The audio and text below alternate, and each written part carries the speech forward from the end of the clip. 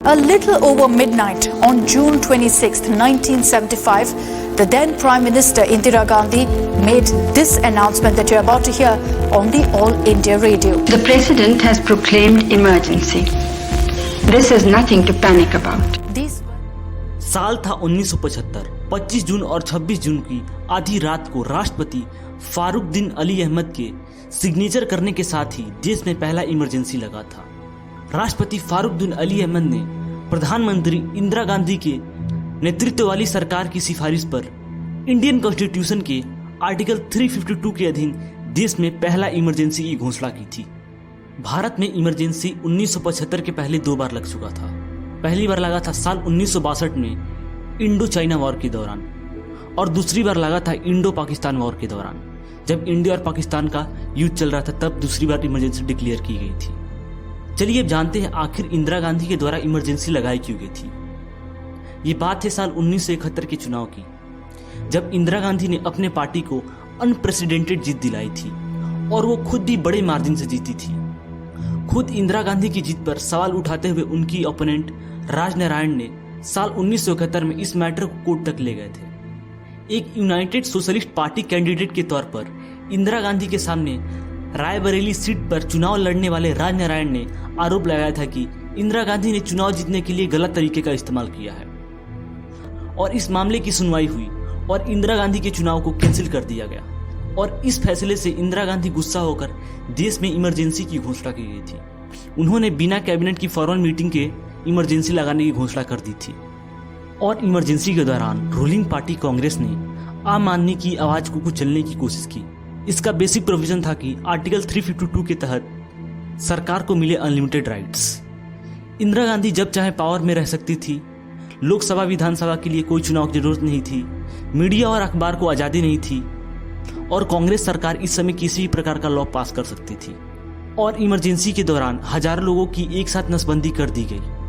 ऐसा नहीं था कि लोग आसानी से नसबंदी करा ले रहे थे। पुलिस उनके साथ जबरदस्ती कर रही थी, कठोरता अपना रही थी और उनकी जबरदस्ती नसबंदी कर रही थी। और 19 महीने के दौरान देश भर में करीब 83 लाख लोगों की जबरदस्ती नसबंदी कर दी गई थी। कहा तो यह भी जाता है पुलिस गांव-गांव जा जाकर लोगों की जबरदस्ती नसबंदी करा रही थी। आप सोच सकते हो ये कांग्रेस सरकार द्वारा कितनी गलत कदम उठाई गई थी। आपको जानकर हैरानी होगी कि ये कदम किस लिए उठाया गया था। ये कदम इंदिरा गांधी की सरकार द्वारा इसलिए उठाया गया था कि ताकि आबादी को कंट्रोल किया जा सके। इंदिरा गांधी के प्राइवेट सेक्रेटरी रहे दिवंगत आर.के. धवन ने एक न्यूज चैनल में बहुत सारी इमरजेंसी से रिलेटेड बातें बताई थी। चलिए एक एक करके उन बातों पर नजर डालते हैं। सोनिया गांधी और राजीव गांधी के मन में इमरजेंसी को लेकर किसी तरह का कोई संदेह या पछतावा नहीं था। पश्चिम बंगाल के सीएम एस.एस. राय ने जनवरी में ही इंदिरा गांधी को इमरजेंसी लगाने की सलाह दी थी और इस इमरजेंसी की प्लानिंग काफी पहले ही बन गई थी। और इनकी सेक्रेटरी ने ही बताया था कि राष्ट्रपति फारुकद्दीन अली अहमद को इमरजेंसी लगाने के लिए सिग्नेचर करने में कोई आपत्ति नहीं थी।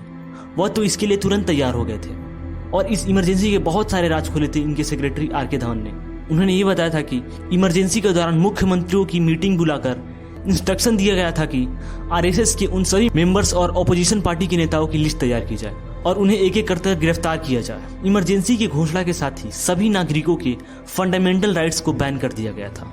25 जून की ही रात से देश में ओपोनेंट के नेताओं की गिरफ्तारी शुरू हो गई थी, जिसमें जयप्रकाश नारायण, लाल कृष्ण आडवाणी, अटल बिहारी वाजपेयी ऐसे बहुत सारे नेता सलाखों के पीछे गए। और इस इमरजेंसी के बाद पुलिस प्रशासन के द्वारा बहुत सारे बड़े बड़े हैरेसमेंट के केस आए थे, जैसे कि प्रेस पर सेंसरशिप लगा दी गई थी। हर अखबार में सेंसर अधिकारी बैठा दिए गए थे ताकि उनकी अनुमति के बिना कोई समाचार ना छाप सके। और इस दौरान कोई सरकार के विरुद्ध में अगर समाचार छापता था उसको गिरफ्तार कर लिया जाता था। ये सारा सा मामला तब थमा जब 23 जनवरी को साल 1977 में मार्च में होने वाले चुनाव की घोषणा हुई और इमरजेंसी के बाद इंदिरा गांधी के खिलाफ बहुत सारे नारे लगाए गए थे, जैसे कि इंदिरा हटाओ का नारा गूंजने लगा।